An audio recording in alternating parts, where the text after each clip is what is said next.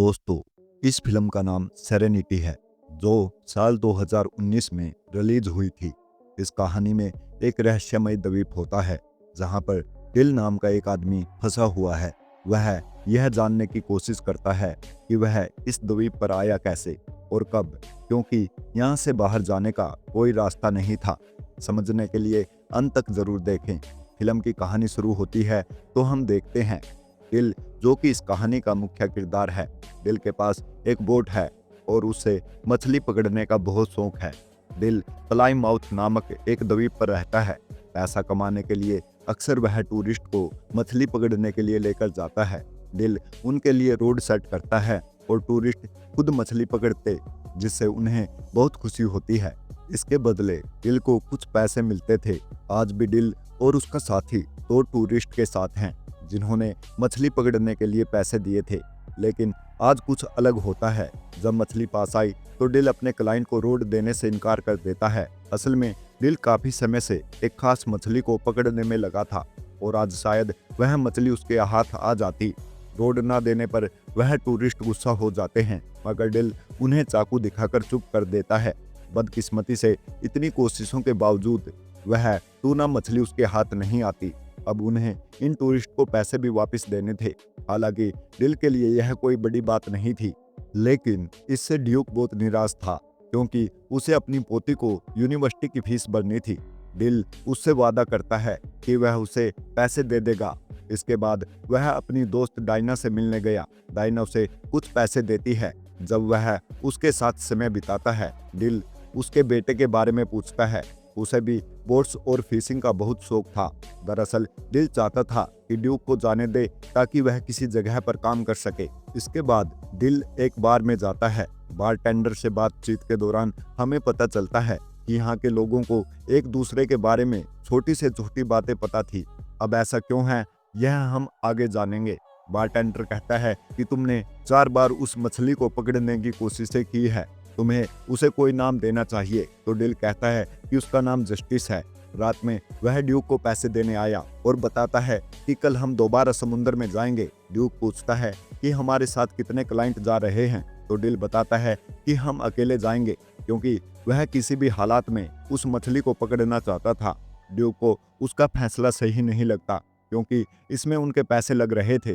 रात को दिल अपने घर में आता है तो उसे अपने बेटे की याद आती है, जो तलाक के बाद अब उसकी पत्नी के पास है।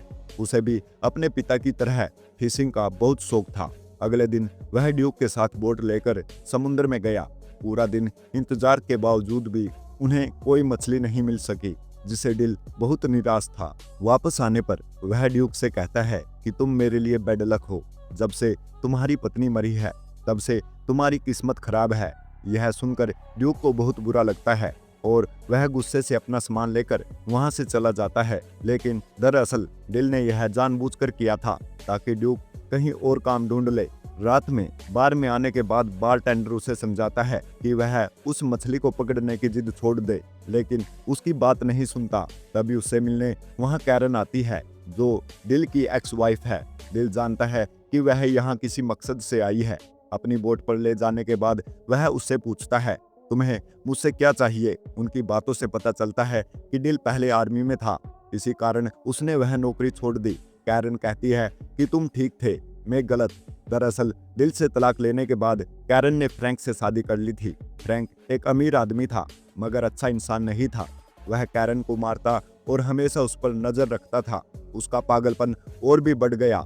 दिल उससे अपने बेटे पैट्रिक के बारे में पूछता है तो कैरन रोने लगती है। वह कहती है पैट्रिक हमेशा सहमा हुआ अपने कमरे में रहता है, उसे यह सब सुनना ना पड़े, इसीलिए वह पूरा दिन कंप्यूटर में गेम्स खेलता है। उसके टीचर का कहना है कि वह बहुत होशियार है, लेकिन वह बहुत चुप चुप रहता है। दिल कहता है कि तुम उसे तलाक ले लो। तो कैरन कहती है मैं ऐसा नहीं कर सकती, वह मुझे मार देगा, इसीलिए वह यहाँ आई थी। दरअसल वह चाहती थी कि वह और दिल मिलकर फ्रैंक को मार दें। वह उसे मछली पकड़ने के बहाने बोट पर लाएगी और इस काम के लिए वह उसे $10 मिलियन देने के लिए भी तैयार थी। लेकिन दिल इस पर मना कर देता है, क्योंकि वह किसी को मारना नहीं चाहता था। कैरन के जाने के बाद एक सूट पहने आदमी दिल को ढूंढते हुए आता है। दरअसल वह कई दिनों से डिल पर नजर रख रहा था, मगर वह डिल से नहीं मिल पाता। अगली सुबह जब डिल समुद्र में नहाने गया तो अपने बेटे की आवाज सुनाई दी। एक पल के लिए उसका चेहरा भी दिखाई दिया। इस बीच हमें फ्रैंक और कैरन के चिल्लाने की आवाजें सुनाई देती हैं। हम पैट्रिक को देखते हैं जो अपने कमरे में था, यानी इन बाप बेटे के बीच कुछ तो कनेक्शन है। खैर, उधर कैरन का पति फ्रैंक होटल पहुंच गया था जहां कैरन रुकी थी। उसे देखकर कैरन घबरा जाती है क्योंकि वह 2 दिन बाद आने वाला था। आते ही वह कैरन को टॉर्चर करना शुरू कर देता है। अगले दिन दिल एक लोकल शॉप से फिशिंग का सामान लेने गया।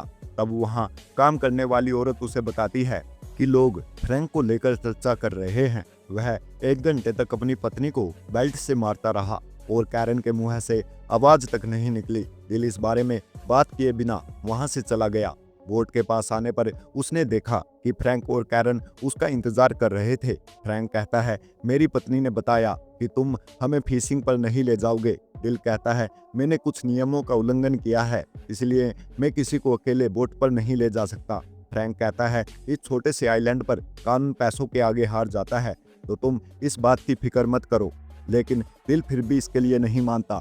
तब फ्रैंक कहता है, हर आदमी की कोई कीमत होती है। मैं कल यहाँ आऊँगा, तुम मुझे फिशिंग पर ले जाओगे। इसके बाद वह वहां से जाने लगता है। इसी बीच वही अनजान आदमी दिल को ढूंढते हुए उसके पास आता है, लेकिन इस बार भी दिल उसकी बात सुने बिना वहां से निकल जाता है। वह आदमी अपनी घड़ी देखकर कहता है कि मैं 20 सेकंड लेट हो गया, कुछ तो गड़बड़ है। बाद में दिल एक मछली बेचने जाता है जहां कार्लोज उसे बताता है कि तुम्हें कोई ढूंढ रहा था, लेकिन दिल को इसमें कोई दिलचस्पी नहीं होती। फिर वह डायना की बिल्ली को देने जाता है जो गुम हो गई थी। डायना कहती है, मैंने सुना है कैरन ने तुमसे मदद मांगी थी, तुम एक अच्छे इंसान हो, मुझे लगता है तुम्हें उसकी मदद करनी चाहिए। वहां से निकलने के बाद ड्यूक उससे मिलने आया। वह कहता है, फ्रैंक तुम्हें सिर्फ एक टूर के लिए $10,000 देने के लिए तैयार है। मुझे अपनी पोती की फीस देनी है, तुम्हें उसकी ऑफर मान लेनी चाहिए। दिल कहता है, मैं तुम्हारी बातें क्यों मानूं? तो ड्यूक कहता है, मैं जानता हूं तुम यह सब क्यों कर रहे थे, लेकिन मुझे तुम्हारी रहम की कोई जरूरत नहीं, मुझे तुम्हारी मदद चाहिए। अब ड्यूक की मदद करने के लिए दिल मान जाता है। बाद में कैरन फिर से दिल से मिलने आती है। दिल कहता है, मैं उसे सिर्फ फिशिंग के लिए ले जाऊंगा, मैं उसे मारने वाला नहीं हूँ। तो कैरन कहती है, वह मुझे और पैट्रिक को मार देगा। मैं जानती हूँ कि तुम उससे बात करते हो, वह अपने कंप्यूटर से तुम्हें सुन सकता है, तुम दोनों एक दूसरे से जुड़े हो। दिल उसकी बात का कोई जवाब नहीं देता।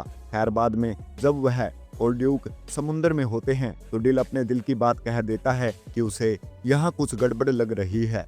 फिशिंग के दौरान दिल फ्रैंक से पूछता है कि क्या उसके बच्चे हैं, तो फ्रैंक कहता है, मेरा एक सौतेला बेटा है। मैंने उससे दोस्ती करने की बहुत कोशिश की, लेकिन वह पूरा दिन अपने कंप्यूटर पर लगा रहता है। उसके मैथ टीचर कहते हैं कि वह जीनियस है, लेकिन वह पूरा दिन एक बेकार गेम में लगा रहता है जिसमें एक आदमी पूरा दिन फिशिंग करता है। वह मुझे पसंद नहीं। दिल पूछता है, वह तुमसे इतनी नफरत क्यों करता है? तो फ्रैंक कहता है, मैं नहीं जानता, लेकिन एक दिन मैं उसे ही मार दूंगा। यह सुनकर दिल को गुस्सा आ जाता है, लेकिन इससे पहले कि वह कुछ करता, उनके हुक में एक बहुत बड़ी सारक फंस जाती है। वह लोग उसे पकड़ने में लग गए। खैर, वापस आने के बाद दिल कहता है कि कल हम दोबारा जाएंगे। कैरन को मौका मिल जाता है बात करने का, इसलिए वह दिल को फिर से ऑफर करती है कि वह फ्रैंक को मार दे। कैरन कहती है कि पैट्रिक भी यही चाहता है। यह सुनकर दिल सोच में पड़ जाता है। ड्यूक ने भी उनकी बातें सुन ली थी।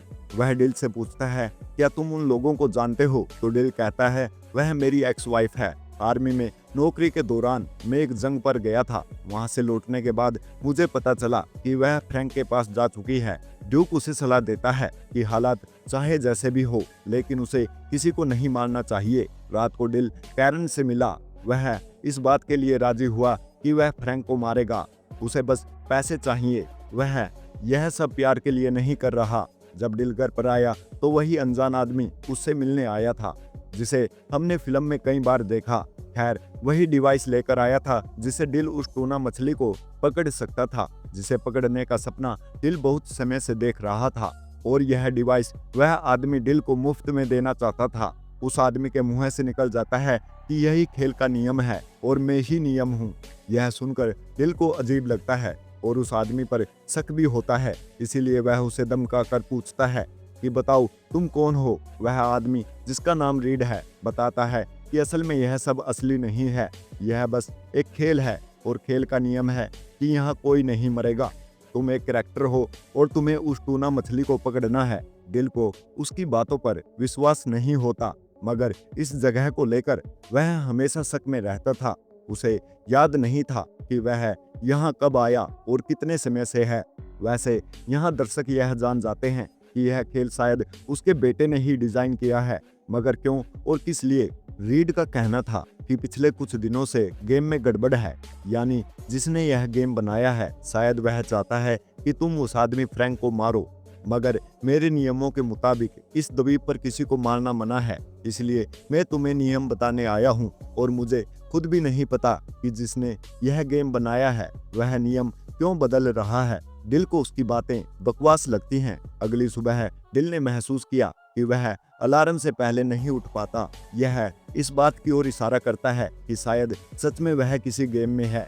हर जगह उसे बस एक ही बात सुनने को मिल रही थी, जाओ और उस मछली को पकड़ो। वह याद करने की कोशिश करता है कि आखिर वह इस द्वीप पर क्यों आया और कब, मगर उसे अपने दिमाग में कोई ऐसी बात नहीं मिलती। वह अपनी गाड़ी में बैठकर काफी आगे निकल जाता है और अब उसे महसूस होने लगता है कि यह सब सच नहीं है। वह खुद से बातें कर रहा था, तभी उससे मिलने डायना का बेटा सैमसन आता है। वह कहता है, आपको किसी की जरूरत थी, क्या मैं आपके साथ काम कर सकता हूँ? इस पर दिल हंसने लगता है और कहता है, जब मैंने तुम्हें इस गेम से मांगा था तब मुझे तुम नहीं मिले और अब यह गेम मुझे सब कुछ दे रहा है। दिल वहां से चला गया और अपना शक दूर करने के लिए वह स्टोर के मालिक से कुछ सवाल पूछने लगा, मगर वह हमेशा बातों को बदल देता। फिर दिल फोन करके यह पता करने की कोशिश करता है कि रीड असली है या नहीं। उसे जवाब मिला कि रीड असली है। इस सब से तंग आकर दिल अब बार में गया ताकि वह ड्रिंक कर सके, लेकिन बारटेंडर भी उसे वही बात कहता है। वह कहता है कि आज तुम फिशिंग करने नहीं जा रहे हैं, तुम्हें काम पर जाना चाहिए। टूरिस्ट को मत लेकर जाना, वे हमेशा तंग करते हैं। यानी गेम के नियम उसे फ्रैंक को ना मारने के लिए कह रहे थे, लेकिन पैट्रिक के दिमाग में कुछ और ही चल रहा था। दूसरी तरफ हमें दिखाया जाता है जब कैरन की आंखें खुली तो उसने फ्रैंक को बाथरूम में घायल पाया। पिछली रात 6 लोगों ने उसे मारा था। दरअसल यह काम ड्यूक का था। उसने ही फ्रैंक को मारने के लिए कुछ लोगों को पैसे दिए थे ताकि वह आज बोट पर ना आ सके। ड्यूक दिल से कहता है, मैंने तुम्हारे लिए जो सही लगा मैंने वही किया। इस बात से दिल बहुत गुस्सा आता है। जख्मी होने के बावजूद कैरन फ्रैंक को मना लेती है कि वह फिशिंग पर जाए। अब हमें दिखाया जाता है कि दिल समुद्र किनारे निराश बैठा था। तभी रीड उसके पास आता है। दिल कहता है, मुझे कुछ भी समझ नहीं आ रहा कि मैं यहाँ क्यों हूँ, मेरी जिंदगी का मकसद क्या है, क्या मैं पागल हो चुका हूँ? रीड कहता है, इस बारे में तो मैं भी कुछ नहीं जानता, लेकिन मैं यह जानता हूँ यहाँ क्या हो रहा है। हम सब किसी का सपना है और हमारे बारे में सिर्फ वही जानता है जिसने हमें बनाया है, और शायद तुम जानते हो वह कौन है। तो दिल कहता है, हाँ, वह एक छोटा बच्चा हो सकता है जो एक अंधेरे कमरे में बैठकर हमें देख रहा है। उसका सौतेला बाप उसकी माँ को मारता है, शायद इसी वजह से उसने यह गेम बनाया है, इस उम्मीद में शायद वह एक दिन अपने असली पिता को वापस ला सके और अपने सौतेले बाप को सबक सिखा सके।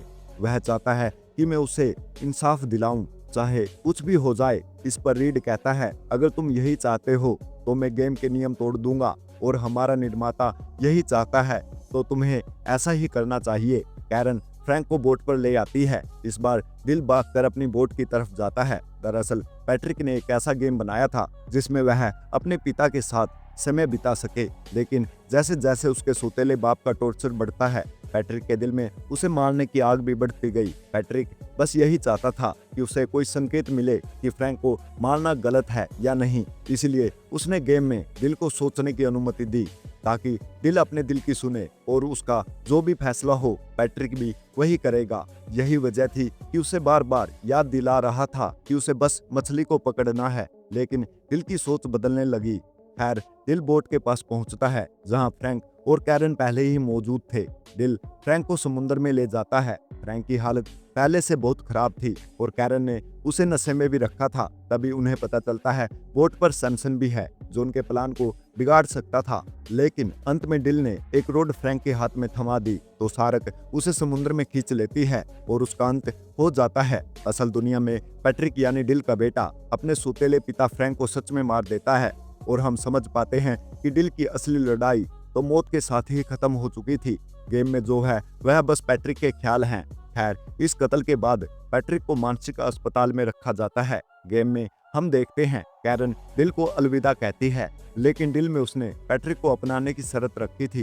डिल जानता था वह बस एक गेम है। तब कैरन रोते हुए कहती है, कभी ना कभी तुम मुझसे जरूर मिलोगे। तभी कैरन वहां से गायब हो जाती है तो डिल के पास एक फोन पर कॉल आती है। कॉल की दूसरी तरफ पैट्रिक था। उसकी आवाज सुनकर डिल रोने लगता है। पैट्रिक कहता है, मैंने बहुत कुछ गलत किया है। तो डिल उसे समझाता है, तुमने जो भी किया है अच्छे के लिए किया है। पैट्रिक कहता है, मैं गेम में कुछ बदलाव करूंगा ताकि मैं तुमसे मिल सकूं। डिल बहुत खुश हो जाता है और कहता है, मैं तुम्हारा इंतजार करूंगा। कॉल कटने के बाद डिल देखता है कि वहां सब कुछ बदल रहा है और अगले ही पल हम देखते हैं कि पैट्रिक भी गेम में है। वह डिल से मिलने के लिए बोट की तरफ भाग रहा है। उसे देखकर डिल बहुत खुश होता है। दोनों एक दूसरे को गले लगाते हैं।